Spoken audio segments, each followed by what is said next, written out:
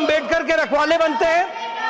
सरदार पटेल ने और अंबेडकर ने कहा कि reservation on the basis of religion will not take place, धर्म के आधार पर रिजर्वेशन नहीं होगा।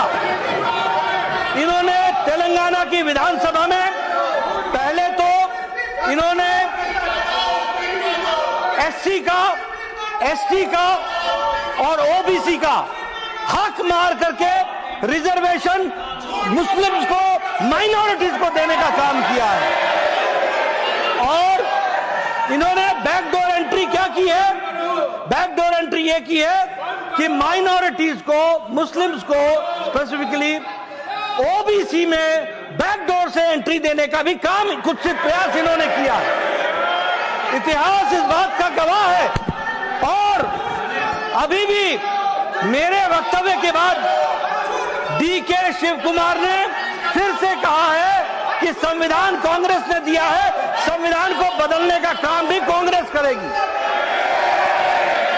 There is no repentance. और बदलने का क्या काम है? बदलने का काम यह है, सरकारी नौकरी तो छोड़ो, अब ठेकेदारी में भी रिजर्वेशन होगा। ठेकेदारी में इनका दिमाग। आप प्लीज आप बैठे, अपनी जगह बैठे please.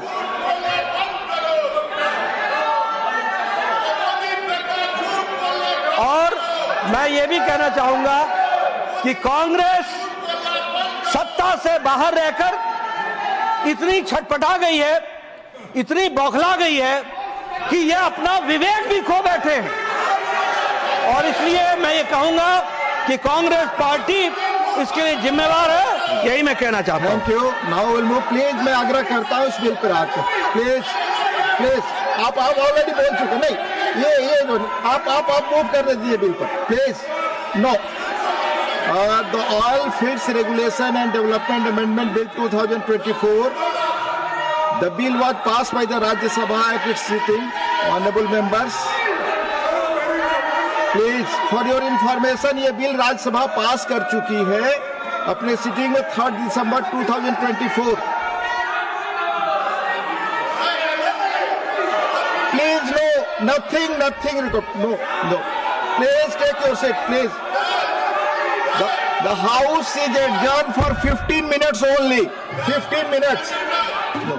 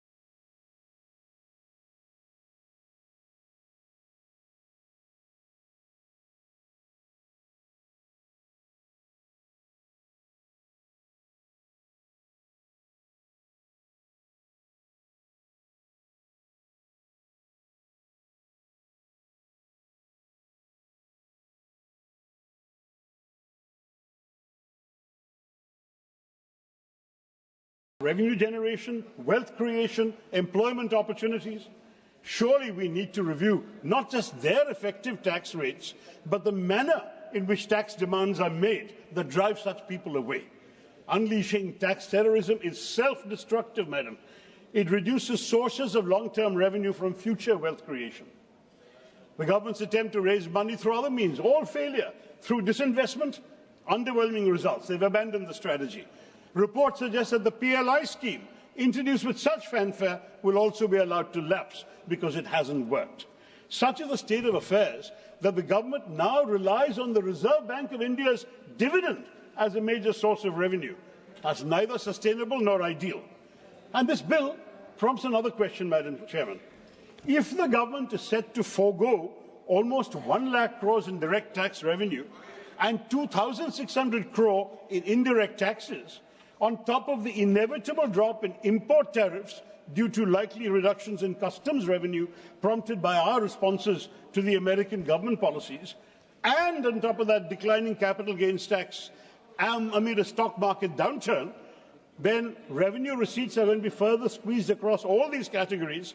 How can the government claim it will cut the fiscal deficit to 4.4% for the coming financial year? The maths don't add up. Is our finance minister, welcome Madam Finance Minister, are you offering us Jadugar economics? How can we reduce the fiscal deficit in these circumstances? And if we do, who pays the price? And let me ask, ma'am, very frankly, why is it that only 2% Indians are paying income tax? The reasons are endless. Unemployment, income inequality, poverty, inflation. But can the government continue to run itself on the backs of just 2% of our people? While the economy is crawling forward at a snail's pace, income distribution is as lopsided as ever. The top 1%, their share more than doubled, from 10% in 1991 to 23% in 2023. And then the top 10%, so the top 1% went to 23%, the top 10% went from 35% to 59%. And the bottom 50% of our population, their share of our national income has shrunk from 20% to 13%. Clearly, prosperity and growth aren't slow for everyone, just for those of the bottom half of our population. But they're the ones who need progress the most.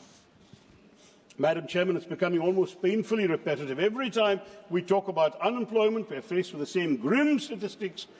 Reports predict we need to generate 10 million jobs annually from 2024 to 2030 to keep up with the growth targets. Yet the skill mismatch is glaring. Only half the graduates of our country possess the skills required by industry, leaving a significant gap in their employability. And skill development, sadly, has been a failure. Just look at their placement figures. Now, while unemployment is a concern, the assessment of poverty